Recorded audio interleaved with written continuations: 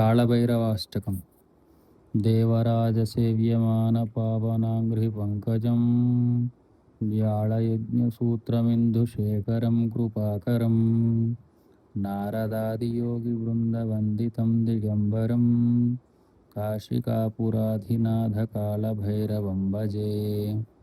भानुकोटिभास्वरं भवद्धितारकं परं नीलकण्ठमीप्सितार्धदायिकं त्रिलोचनं कालकालमम्बुजाक्षमक्षशूलमक्षरं काशिकापुराधिनाथकालभैरवं भजे।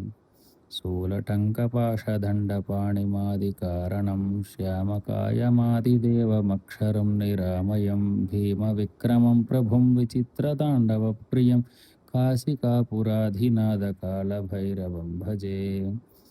भुक्तिमुक्तिदायकं प्रशस्तचारुविग्रहं भक्तवत्सलस्थिरं समस्तलोकविग्रहं निक्वणिन्मनोज्ञहेमकिङ्किणीलसत्कटिं काशिकापुराधिनाथकालभैरवं भजे।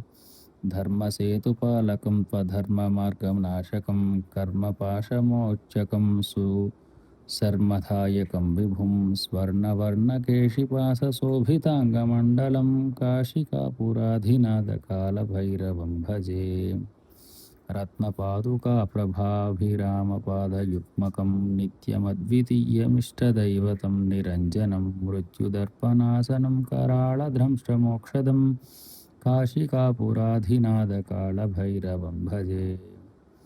अट्टहासभिन्नपद्मजाण्डकोशसन्ततिं दुष्टिपातनष्टपापजालमाग्रमाशासनम् अष्टसिद्धिदं दादायिकं कपालमालिकाधरं काशिकापुराधिनाथकालभैरवं भजे।